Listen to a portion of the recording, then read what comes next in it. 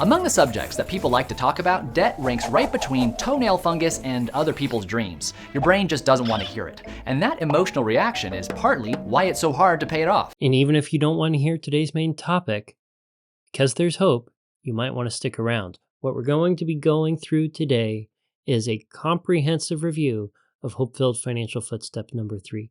We're going to be talking about how to get out of consumer debt for good. Now, we just left the story with Rob Berger when he mentioned a strategy known as the debt snowball. So I can't think of a more appropriate way to start the main topic than going over the two most mainstream approaches or strategies to pay off debt. And I can't do a better job than the PBS-sponsored show 2 Cents in their episode, What's the Fastest Way to Pay Off Your Debt? If you ask a mathematician how to structure your debt, they'd probably recommend something like the avalanche approach. You list your debts by interest rates, with the highest at the top and the lowest at the bottom. You pay minimums on everything except the loan with the highest interest rate, which gets the biggest part of your gap. Once that one's paid off, you use the increased cash flow to move down the hillside like an avalanche. By the time you get to the bottom, you've saved the most money because you paid as little interest as possible. So that was the avalanche method, and according to 2 Cents, it's mathematically the most effective way to pay off your debt while minimizing the amount of interest that you will pay throughout that journey. But let's consider a scenario where your largest debt is the one with the highest interest rate.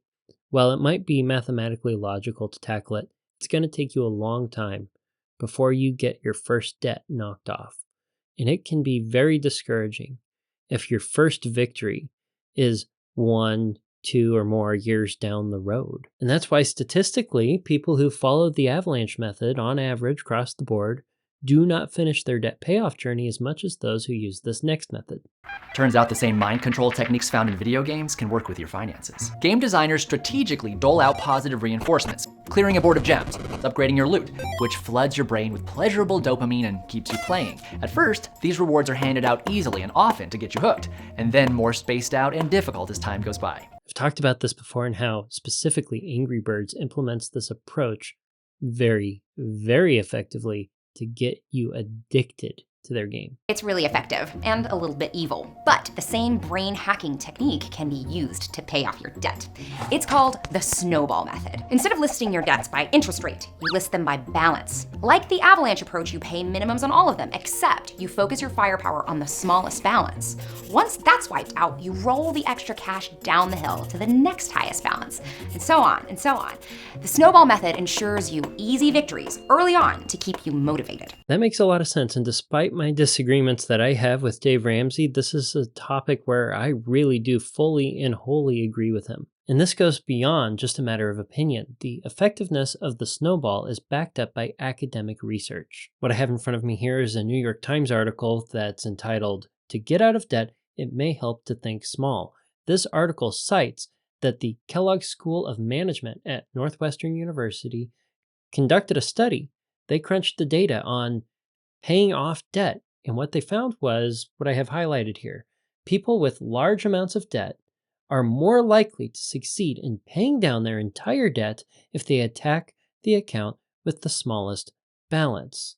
First, that is. Even though that approach might end up costing them extra money in interest over the long haul, it's because they say maintaining motivation to eliminate debts over a long time horizon might necessitate small wins along the way, or as 2 Cents put it, small wins at the beginning that are easy to acquire, and then spacing out the victories more and more as you go through the process in time. In the same way you can get addicted to a little mobile app, you can get addicted to paying off your debt and finishing this HopeFilled Financial FootStep. Now that we understand the strategy, the debt snowball for HopeFilled Financial FootStep number 3, let's consider an example. We're going to use it as a touchstone to not only better understand the snowball, but also to understand exceptions to the snowball. While we've seen that the snowball may be the most effective method to make sure that you get to the end of your debt payoff journey successfully, there are circumstances that pop up that mean that we need to bend the rules of the snowball a little bit, which means that the snowball isn't as much the law of the land as it is guidelines. So what I have in front of me now is a debt payoff calculator that I built in Excel with an example where there are 8 debts that need to be paid off. In this particular example, we have a gap, if you will, that includes the minimum payments. So the total amount of money that's going to be going to debt every month of $1,600.66. We'll say $1,600 just to make it easy. Above the minimum payments, though, we only have $175 that we can throw at the debt. So this is an example where the little bit of gap that you can put towards that smallest debt on the top of the snowball is relatively small because, in this example, we have $64,733 in debt. Let's go down the kind of debts that there are. There's a buy now, pay later debt. This is $950. There's a car loan for $18,500.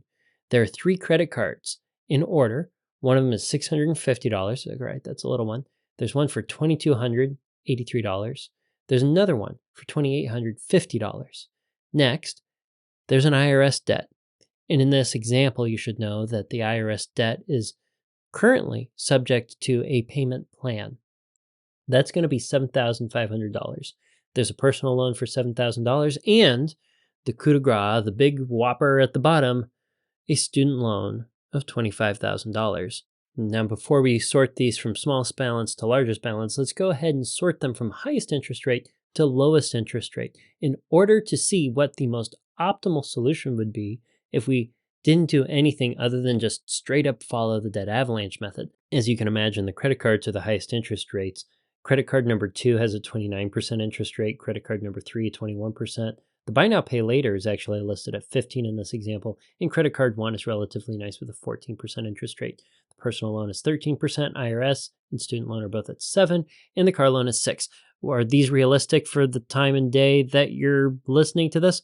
Maybe, maybe not. It's an example. So if we list everything from highest interest rate to lowest interest rate, we see that there's going to be 47 months to pay all this off. That's how long it's going to take. And the total interest paid for this example is $10,434. Remember that number as we check out the snowball method. In sorting these from smallest balance to largest balance and paying them off in that order, we take 48 months to pay off the debt. So we're only adding one more month to our debt payoff journey by using the snowball instead of the avalanche, and our total interest paid using this approach is $10,714.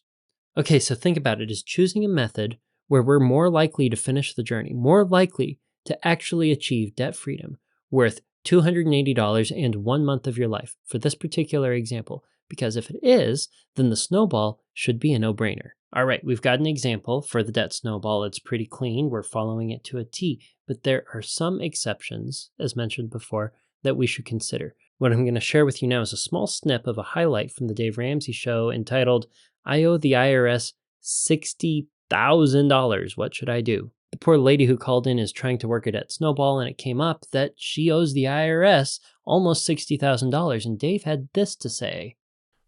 Because you made the taxes due when you filed it. They weren't due until, it'd be next week anyway, but, jeez. Well, your penalties and interest on that 16 are going to be mammoth. I generally put the IRS at the top of the list. In this case, I'd put the 16 IRS at the top of your debt snowball, and I would attack it with a vengeance. And let's get rid of it before it starts getting, if you can get that cleared up within 90 days, and you should be able to by putting this 6 towards it or 7 towards it, then you get that out of your life. Then we'll go and knock out the car. Then we'll go and knock out the last IRS one because you've got it on a payment plan. But you're getting hammered by these people with penalties and with taxes. So we generally put the IRS at the top. In this case, I would put the 16 at the top because, as you said, the urgency. And the thing is, and Dave is largely right about this, the IRS has the power to completely ruin your life. And if you get the IRS mad when it comes to paying off your debt, you can end up in a whole bunch of trouble if you don't make them the priority. So it can be advantageous to move them up the list, but I don't agree that it's the right decision to put them at the top of the list in every circumstance. Every circumstance is different. Let's go back to our snowball example and see what happens if we put the IRS at the very top of the list. I'm going to go ahead and in the first column list it as a 0 and then sort in order of priority. Now, what we have here is the debt snowball, but we've moved the IRS from where it was all the way up to the top. We've added an extra month now. It takes 49 months with this plan to get all the debt paid off. But we've added a lot of interest to the story here. In total, with this plan, with the IRS at the top, you will pay a total of $12,249 in interest. That's significantly more than $280. And here's the thing that I really want to point out. It takes 24 months to get the IRS paid off with this particular example. You owe $7,500 to the IRS. The minimum payment on the payment plan is $160. If you are a little more than doubling your payment to the IRS, you knock them out, in this example, in 2 years. It takes 2 years to get your first win. And in this example, we have two small debts that are less than $1,000. Is it really going to take that much longer to pay off the IRS if we put them first? If I go back and I now make the IRS priority number 3 so that we pay off credit card 1, the $650 debt, and then the buy now, pay later next, the $950 debt, before getting to the IRS, what you find is the IRS still gets paid off in 25 months, but we get the first debt out of the way in 4 months, the second debt out of the way in 7 months, and we've reduced the total amount of interest that we're paying down to $12,080. Now, the highest interest debt that's in this list is the one that comes right after the IRS, and by paying the IRS off first, we're really racking up the serious interest with it. So what if we swap the IRS and, credit card number 2? If we do that, it takes now 29 months to pay off the IRS. 29 months. So originally, if we put them at the top, it takes 24. If we put the two little debts in this example ahead of them, it takes 25. If we put the two littlest debts and then the highest interest credit card ahead of it, which was $2,283 for the balance, let me remind you, we're going to pay them off in 29 months. So 5 months longer, not even a half year. But it's still better than where they were in the original snowball, which was 37 months. Now, putting the IRS up in the snowball a little bit as number 4, we're still paying off all the debt in 48 months. And we're now only paying $11,180 in interest over the span of this plan. So where do we put the IRS in this list? Well, it's ultimately going to depend on you and your situation and your circumstances. I think you need to answer that question for yourself.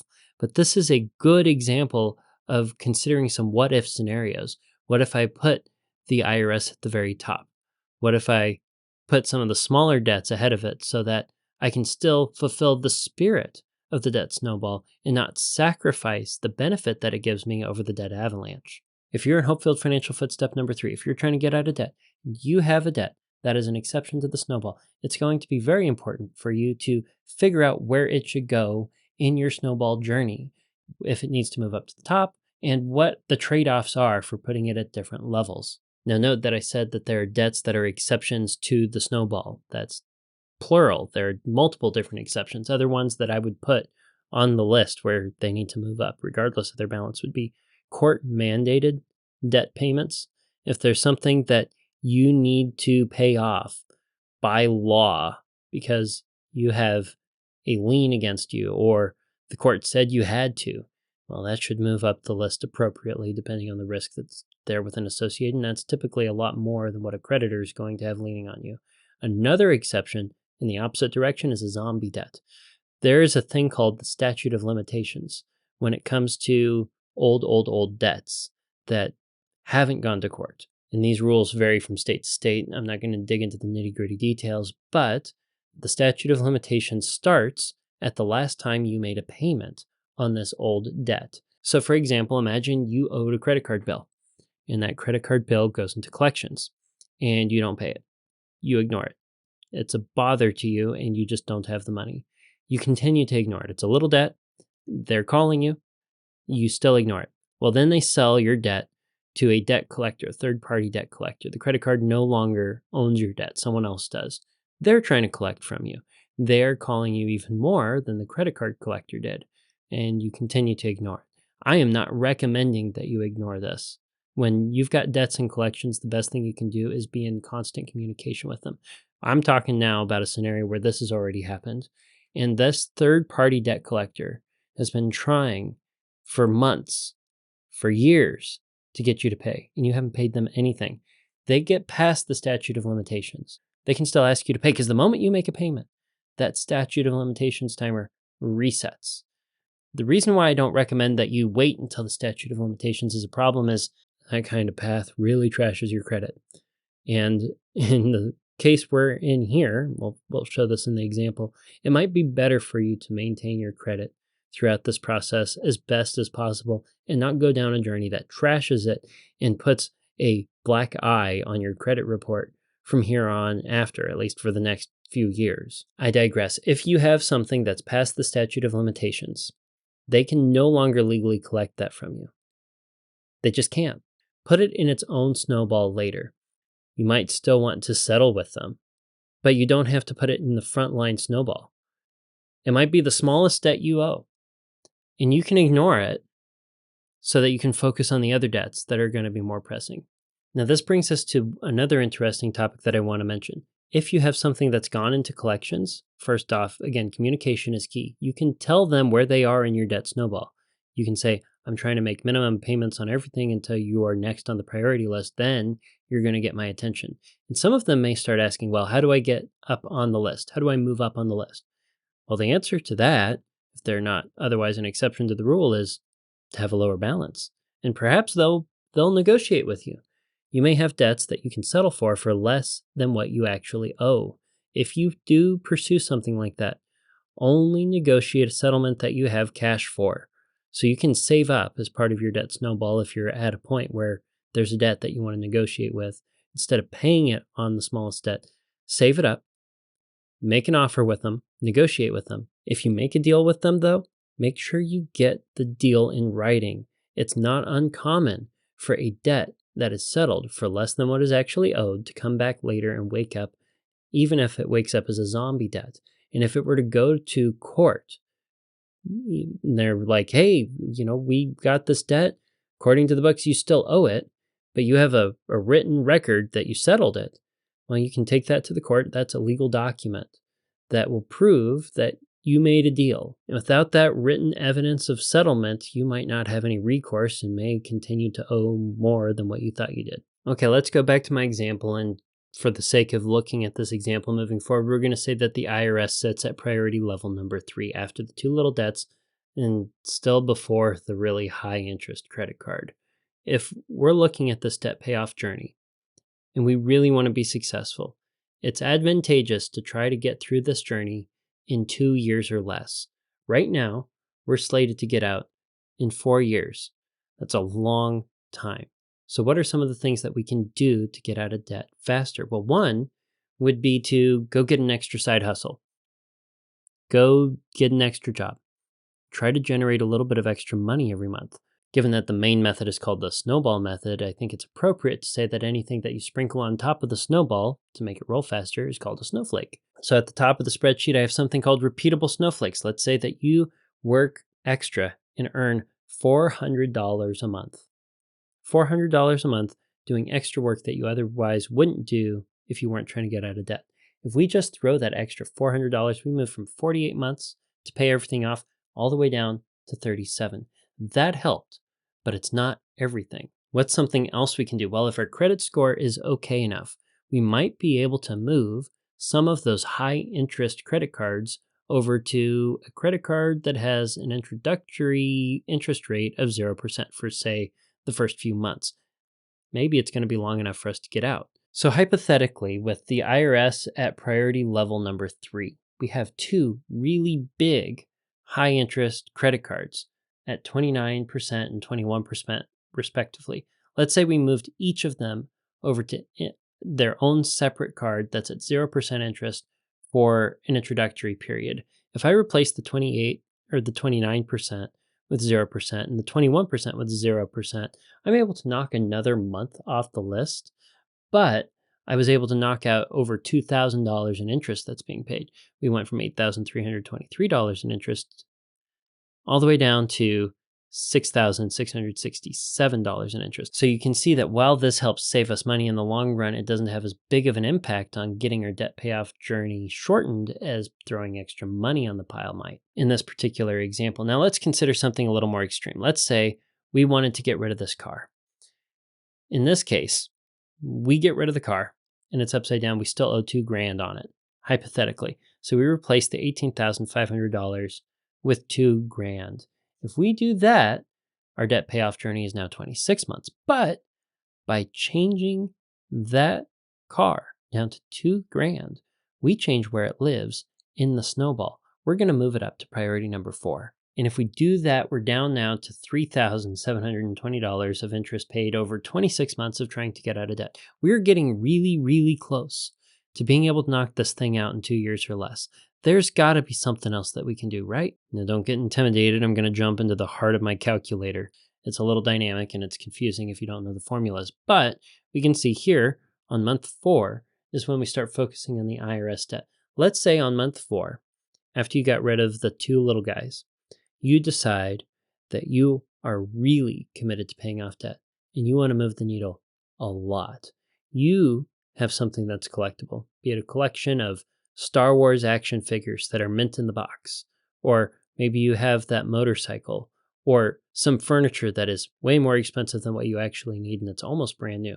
Let's say you sold $2,000 worth of stuff in month 4 on top of what you're already doing, working a side hustle and using what gap you have that's grown from paying off the 2 smaller debts. Now, while that only shortens our debt payoff journey down by another month, it shortens down how long it takes for us to get rid of the IRS by a lot. We now get rid of the IRS debt in only 7 months since starting the payoff journey. I hope that going through these hypotheticals with the example helps inspire you to take some actions as you work to reduce how much time you're going to be spending in HopeFilled Financial FootStep number 3. But before you go, I've got 2 more questions that you need to think about. One would be, is it worth doing a debt consolidation plan where you have a company that says they're going to reduce your overall interest rate and bundle all your debts up together so that they're nice, neat, organized, and simplified, less stressful for you? Well, knowing what we know now about the debt snowball, do you think that's a good idea?